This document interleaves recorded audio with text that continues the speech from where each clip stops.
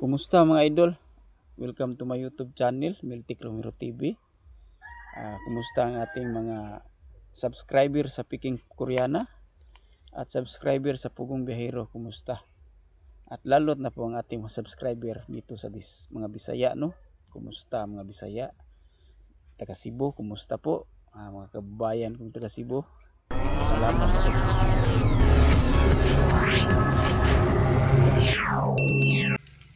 magsasama sila ulit na mag-vlog, mag-mission, no? Yun ang ating hinahangad na sana po. Kuyawan ako manok pala.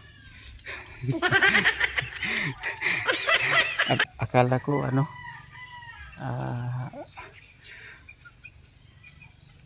ko mga idol, ahas. Sana po nag-aabang po tayo na kahit hindi naman lang love team, kahit magkaibigan lang sila, basta magkasama lang po sila sa mission, no? Sana po magkabalikan sila na magkasama sa mission. Tapos masaya na po tayong mga fans ng Chris Pau.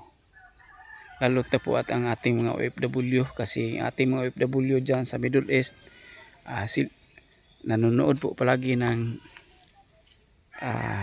Peking Koreana at Pugong Biyahero, kasi yun ang kanilang libangan. Lalo na po ang ating mga senior citizen, no? Kumusta mga senior citizen? Mga senior citizen natin, palagi silang nanonood ng Pugong Biyahero at Peking Koreana. So hangad natin na balang araw ay magkasama silang muli, no? Sa pag-vlog, sa pag-mission. Tapos sana po na dumating yon, kahit hindi na yung love team, hindi na yung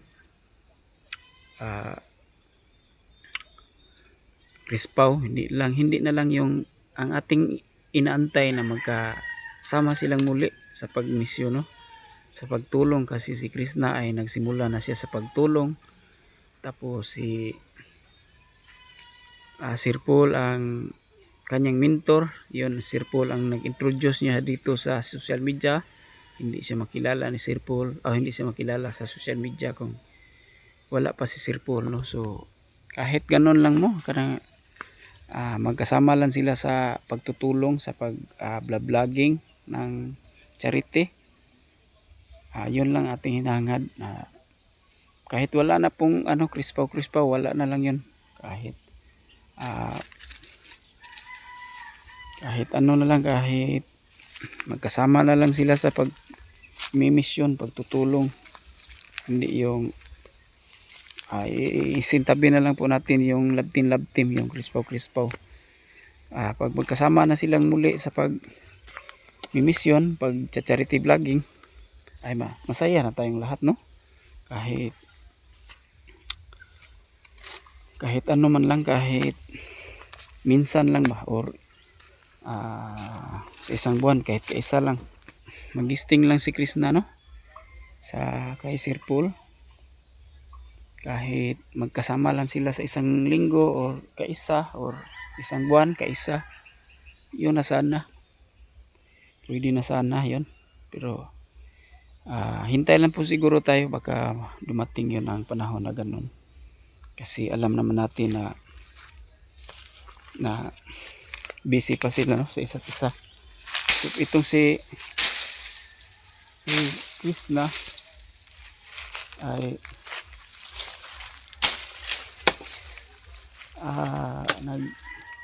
simula na po siya sa pagtulong ng mga tao, lalo na po sa kanyang mga kapitbahay. Kanya nang sinimula ng pagbigay ng tulong, at saka namigay nung kahapon sa vlog niya, namigay siya ng school supply sa kanyang mga pinsan, sa kanyang mga kapitbahay, sa kanyang mga kapatid, sa kutob sa madaanan nila, no? Namigay sila ng mga school supply sa mga bata sa kanilang bundok.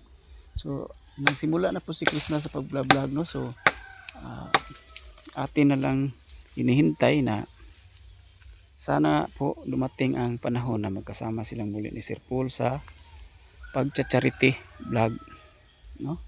Kasi alam naman natin na marami ang matuwa pag magkasama na silang muli, kahit hindi na lang po sa paglabting-labtim, isang tabi na lang natin ang labtim-labtim. So kung wala na pong labting-labtim, wala na lang, hindi na lang natin pilitin, no? So ang hintayin na lang natin, hintayin na lang natin na sana po magkasama silang muli sa pagtutulong ng mga tao. Kasi si Krishna, alam naman natin na nagsimula na po siyang nag-charity, nagsimula na po siya ng pagtutulong ng mga tao sa kanila. Namigay na nga siya ng mga school supply at saka mga may tinutulungan na siya. Pero si Krishna, mga idol, no, hindi po consistent ang kanyang pag-upload ng video, no, kasi sa signal siguro sa kanila. Alam naman natin na wala silang wifi, no. Agdaan sa amin, mga idol, napakabangin po dito sa Cebu. So sana po, mga idol, no, magkasama sila muli sa pag-vlog, kahit hindi lang po ng labtim-labtim, wala ng labtim, basta makita lang natin silang magkasama, okay na, masaya na tayo, di ba, mga idol? At maraming salamat, mga idol, no, kay mangunguha pa ako ng kahoy panggatong. Maraming salamat. Sana po manood kayo sa aking mga video, mga idol, at mag-subscribe kayo, no. Maraming salamat po.